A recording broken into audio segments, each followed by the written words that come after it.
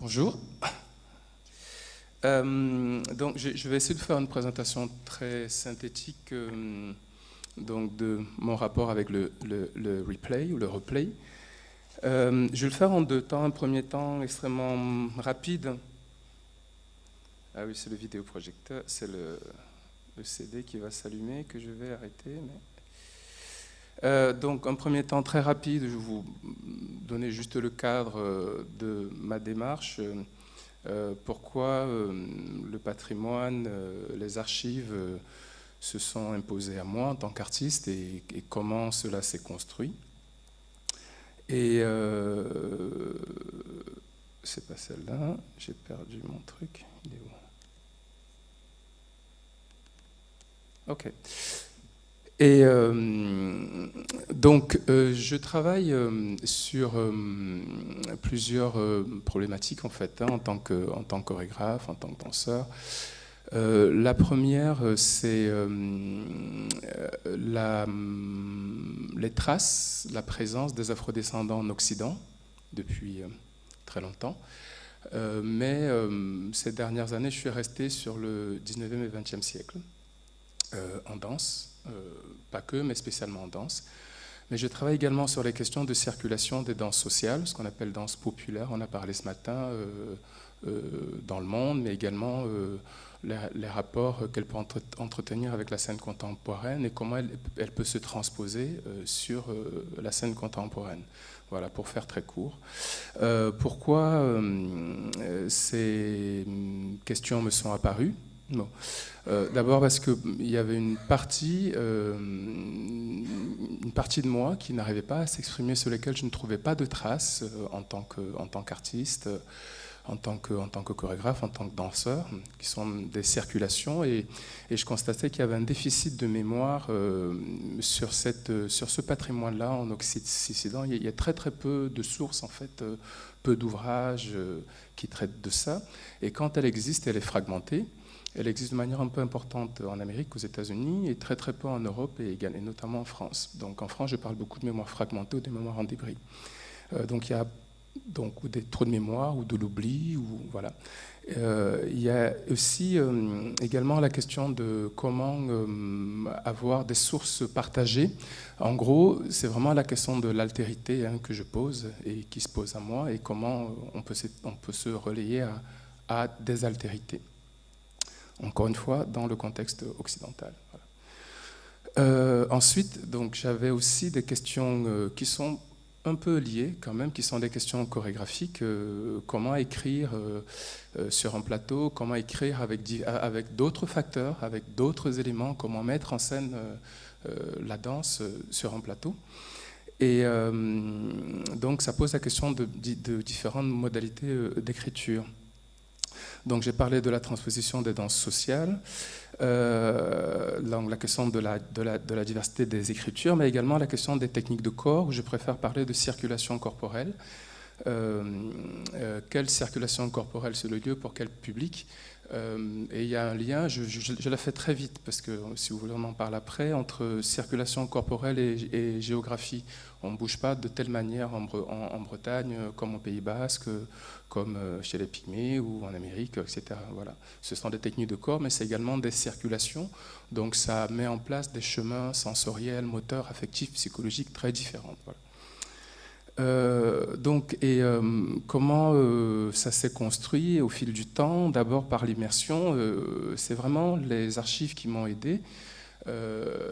Il en existait très peu, certes, mais le fait d'aller en immersion dans des lieux comme les musées, où ce qui me frappe à ces endroits-là, c'est le silence, dont on parlait beaucoup, mais le silence qui est un peu une espèce de contradiction avec la forte résonance de toutes les œuvres qu'on y trouve, mais ce silence qui ouvre des perceptions, voilà, une espèce de calme qui fait qu'on peut aller toucher des choses qu'on a oubliées ou dont on n'avait absolument pas idée.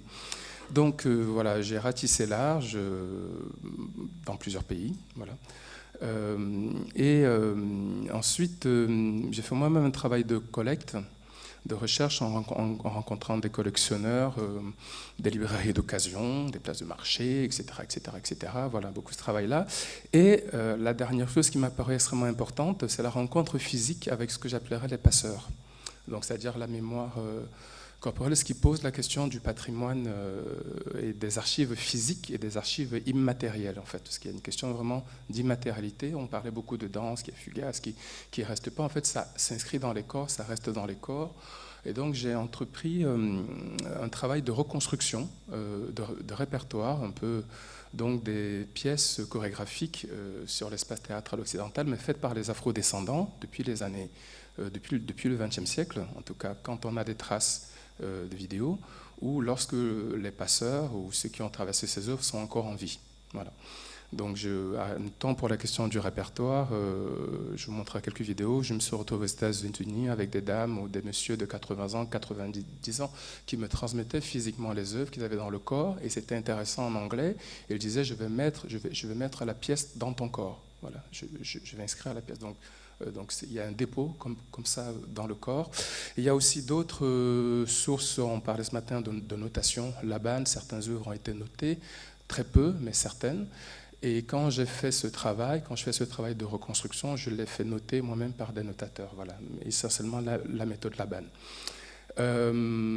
Beaucoup l'aspect français m'a intéressé, parce que je suis français, cette histoire-là m'intéressait. Donc j'ai entrepris ce même travail de recherche, en fait, voilà, qui est proche pour moi de l'archéologie. En fait, vous voyez une bribe ici, vous exhumez, et vous trouvez un mot, un nom, un auteur, une photo, des ayants droit, etc., etc. Voilà, et ça vous permet d'essayer de tisser finalement et de trouver des choses assez intéressantes. Voilà. Ça, c'est pour la question du répertoire. La question de la création, ces œuvres-là, parfois, on les reprend dans des processus de création, soit pour des questions d'écriture, soit par rapport aux thématiques, aux sujets que l'on aborde. Donc, je vous montrerai un extrait d'un projet que j'ai fait avec Robin Orlin, qui utilise plutôt la question de la trace, de l'archive, à la fois des archives très anciennes, une partie que j'ai récupérée au Kunstmuseum à Berlin, au Afrikanisches Kunstmuseum, et d'autres archives plus récentes, donc qu'on trouve plutôt sur le web, où j'étais plutôt sur la question de danse sociale. Je vous montrerai des images, ce sera plus parlant que le blabla. Le deuxième aspect sur le replay, pour moi, c'est la vulgarisation. Donc on a fait un projet important avec l'INA, l'Institut national d'audiovisuel, et le CDC de Toulouse, dans le Centre de développement chorégraphique, où on a développé une grande fresque qui est mise en ligne depuis 2-3 mois, qui s'appelle Danse sans visa, et qui traite de la question des danses sociales, de la circulation des danses sociales dans le monde.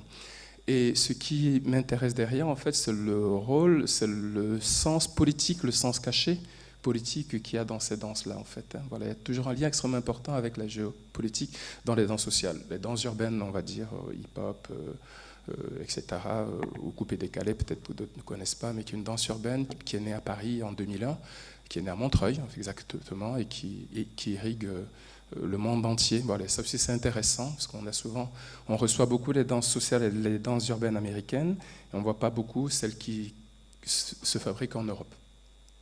Donc, Fresque Danse Visa travaille de ça. La WebDoc, également, autour des danses noires, le travail que je vous disais, qui est une sorte d'éditorialisation, qui est en train de finir, qui sera mis en ligne la semaine prochaine sur le site de Numéridance, et qui est financé par la Maison de la Danse de Lyon. Et puis, festival dont vous parliez, des projets avec le LINA. Voilà. Et puis, un autre aspect, c'est la pédagogie, comment, en fouillant dans les archives, en fouillant dans les traces, on réveille des circulations corporelles, on réveille des façons de bouger qui sont pour moi des chemins sensoriels, dans des perceptions de soi et des perceptions du monde très différentes. Ce n'est pas qu'une question de forme, etc. Ça va, pour moi, assez loin. Voilà. Donc je ne pourrais pas tout vous montrer, mais donc je vous montre quelques images, parce que j'ai essayé de tenir le temps.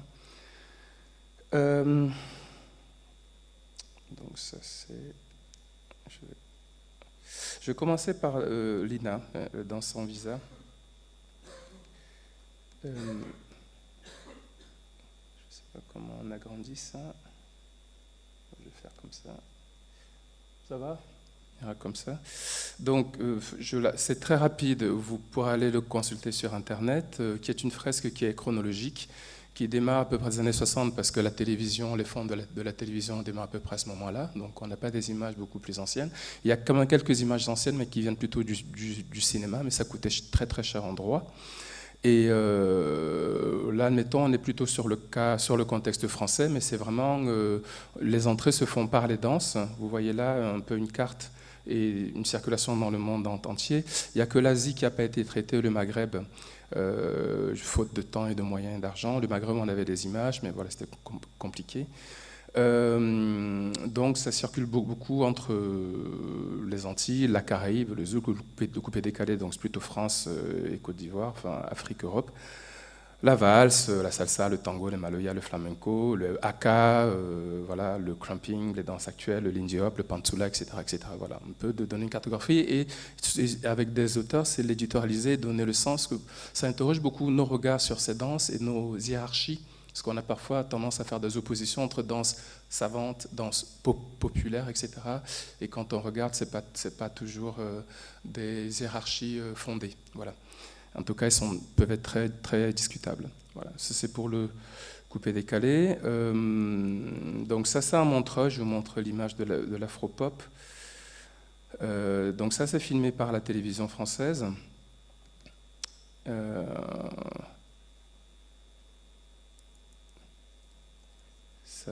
J'avais tout préparé pour que ça aille sans... Bon, ça n'a pas l'air de... Ça n'a pas l'air de marcher. C'est pas grave. C'est pas grave. Peut-être que celui de l'Afrique du Sud va passer. Oui. Donc ça c'est la pantsula.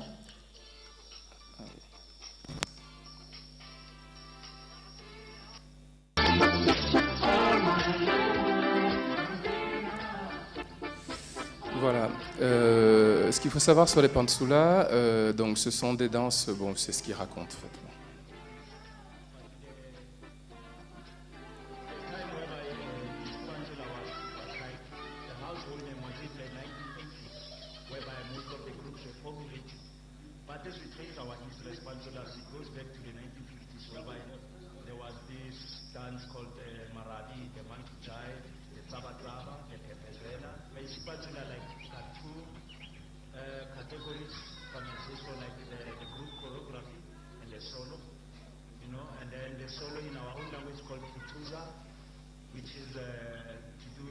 Je commence à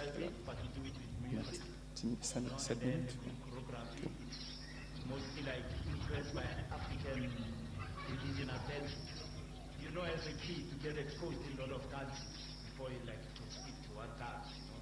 So, but me, I just fell in love with this pantsula.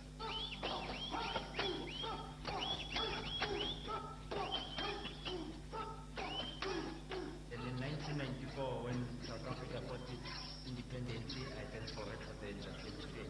It was difficult in a sense that if, let's say, the oppression system... Je suis désolé, hein, vous allez pouvoir le regarder calmement si vous voulez. Vous allez sur le site de l'INA. Je voulais toujours souligner, il y a vraiment... Alors, ce qui est intéressant dans les danses sociales, c'est la polysémie, ce qui raconte beaucoup de choses, et parfois des choses sont contraires, mais qu'il y a toujours ce dialectique entre danse, discours public et discours caché.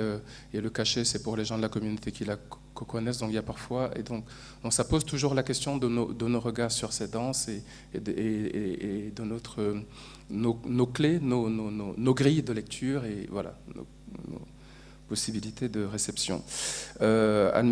Pour l'INA, la numéridance qui sort la semaine prochaine, et a permis, plutôt dans le chapitre vulgarisation, qui est un peu l'éditorialisation d'une partie du travail de reconstruction que j'ai fait sur les danses noires en France et aux États-Unis, et faire le parallèle parce que c'était le même contexte géopolitique. Voilà. Ce qui est intéressant avec Internet, c'est que les échanges se font maintenant presque de manière inversée. C'est presque les modalités, les expressions, les productions de la périphérie, des peuples sous domination, ou coloniale, ou sociale, etc., qui viennent coloniser, si je peux dire, qui viennent s'implanter dans le courant dominant qui serait le centre avec les valeurs européennes, dites occidentales, mais on va plutôt dire de tradition européenne. Grâce à Internet, on peut dire que les africanismes sont beaucoup plus présents qu'ils ne l'étaient il y a 40 ou 50 ans. Bon, par exemple. Donc ça, c'est la partie un peu, je vous donne juste des des ouvertures sur le chapitre vulgarisation. Dans le chapitre création, comment les archives nourrissent la création artistique, on va sur le patrimoine. Donc ça, c'était à New York. Donc les images. Et donc cette pièce, c'est la première forme de danse scénique mise sur le théâtre occidental par un afro-descendant. On est à New York dans les années 20. Donc cette pièce-là m'est transmise par une dame que vous verrez à côté, qui est la compagne du monsieur qui avait fait la pièce, donc qui a reçu cette pièce-là. Et donc,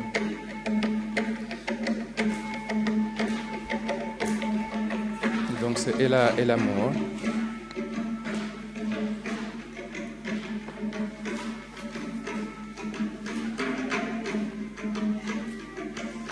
Et donc, ces auteurs interrogeaient beaucoup. On était beaucoup toujours, enfin, ils étaient aussi sur ces questions de l'altérité, du regard. Et cette trace manquante dans l'histoire de l'art fausse un tout petit peu la réception que nous avons, à mon sens, d'autres formes d'écriture et d'autres formes de corporéité. Parce qu'on le lit avec une grille et il faudrait les deux grilles, en fait. Il faudrait les deux jambes, je pense, au moins. Voilà. Donc cette partie-là était très manquante et pour moi, en tant qu'artiste, c'était juste plus possible. Donc j'ai mis une pause pour faire ça, pour faire ce travail-là. Par exemple, donc, sur le plan de la création, je vous montre un extrait de la pièce avec Robin Orlin. Je vous montre juste la fin.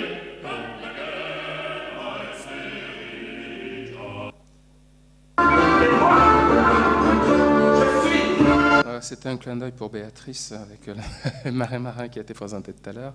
Et les images qui sont projetées derrière sont des images d'archives et toute la pièce se fait avec les images d'archives prises au musée voilà, et une espèce de spectacle qui mélange, c'est un vrai spectacle, mais qui joue entre le vrai et le faux, la conférence et pas la conférence, la performance, etc. etc. Voilà. Et c'est presque le tout début du spectacle, où j'utilise des formes de cette danse qu'on appelle le coupé décalé, mais sur de la musique baroque. Voilà.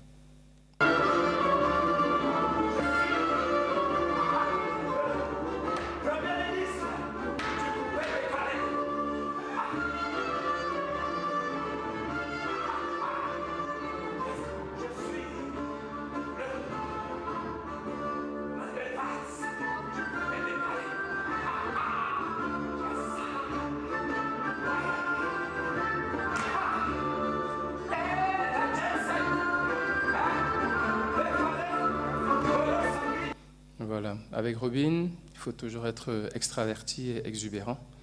Voilà, pour ceux qui connaissent Robin Orlin. Un autre rapport au patrimoine qui était au début de la pièce, qui est ce travail de circulation, de recherche des danses sociales, des vieilles traces de danses populaires. Mon travail ne se limite pas qu'au patrimoine afro-descendant, c'est des danses sociales du monde. Voilà, je vous montre cette partie-là, parce que je pense que c'est celle peut-être que vous connaissez la moins. Donc on utilise des formes et tout le vocabulaire, c'est du vocabulaire de danse sociale, de danse traditionnelle, mais qui est réinterprété, qui est refaçonné, sachant que ce sont des danses qui travaillent sur motif. Vous prenez un motif et c'est chacun qui doit se le réapproprier. Donc ce sont des danses très créatives en fait, c'est-à-dire il n'y a pas de reproduction à l'identique. Voilà, il y a un motif et une extrapolation. Voilà. Donc vous ne trouverez pas une forme définie. Voilà. Par contre, on parlait ce matin de la question de droit d'auteur et d'auteur dans les danses sociales. Je me suis aperçu que dans les milieux où ces danses sont nées, on sait qui est le créateur de tel pas, pourquoi il a créé. Donc on connaît les auteurs, on connaît le motif initial. Et par contre, il ne faut surtout pas le reproduire, il faut le faire à sa manière. Donc voilà, il y a vraiment un acte de création, de recréation. Voilà. Voilà, je termine avec le dernier par rapport à l'actualité. L'image, donc ça c'est Arte. Donc voilà aussi comment on a utilisé les fonds des archives, qui est aussi la deuxième partie du coupé-décalé, c'est en 2 actes.